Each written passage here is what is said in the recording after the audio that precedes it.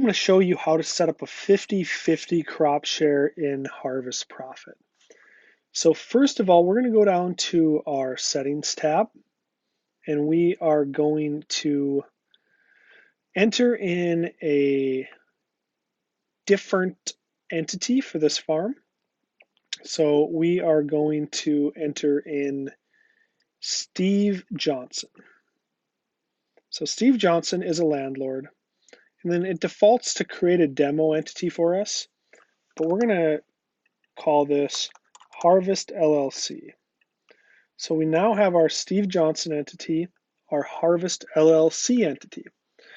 So to take a quick overview of this account, we have 4 simple small fields, and all of these currently have a land cost, flat land cost associated with them.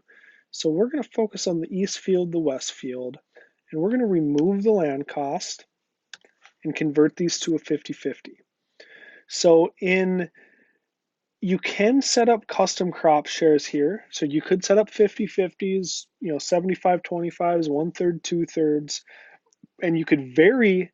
We've made a pretty powerful, flexible crop share engine where you can create custom crop share agreements where you have different input shared. So you could have different rates of fertilizer, different allocations of seed or chemical.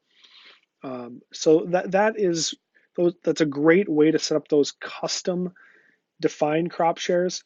But the downfall of that feature is if you use that, it takes the bushels, takes the production, and essentially excludes them from your farm's P&L, and you can't market the grain for those landlords. So what we're going to do now is we're going to create a 50-50 crop share where you're essentially splitting the fields in half.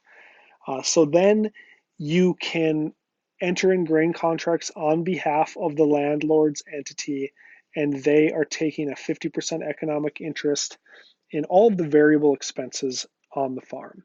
You can still keep your overhead allocated only to your entity, so labor, equipment, and everything that a farmer typically pays for in a 50-50 crop share. So here we go to our crop planner. We are going to see our fields here, our east field, our west field. We're going to add an entity, Steve Johnson. So we're going to do 50% to our farm, 50% to Steve's entity. We're going to do that again here on the west field, 50% and 50%. Save that crop plan in the bottom right. And then we have to go to our applications. How we currently handle this is probably not what we're going to do going forward, but we create a separate application section. So you could assign some different expenses to your share of this crop and Steve's share of this crop. Steve is fictitious, by the way, just a common name. 190 bushel yield there. And then just to show you how the contracting works. So for corn, I already have a 20,000 bushel contract in here. I'm going to go in and put another, do we want to do another 20,000? I'll just split this in half. So we'll just say this is 10,000 bushels for Harvest LLC. And we're going to create another contract that is another 10,000 bushels. Steve Johnson, 10,000 bushels. We did a July 2019 forward contract. Futures price for 20. Basis negative 20 cents, $4 cash price. Save that contract. And now we can look through for each entity, we can look through and see the contracts. And like in most tabs of Harvest Profit, you can go and export the contract and generate either a PDF or an Excel document.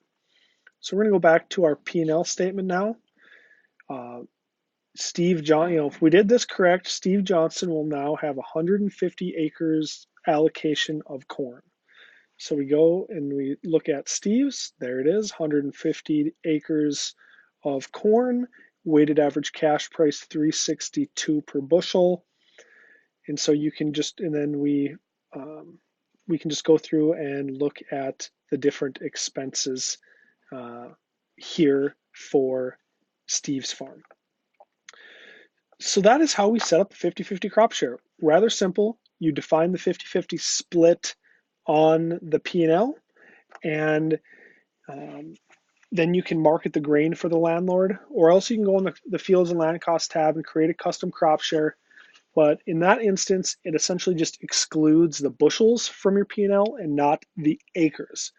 So here's how I recommend setting up a 50-50 crop share, and that is via the crop planner. Have a wonderful day, and if you have any questions, email us support@harvestprofit.com. Thank you.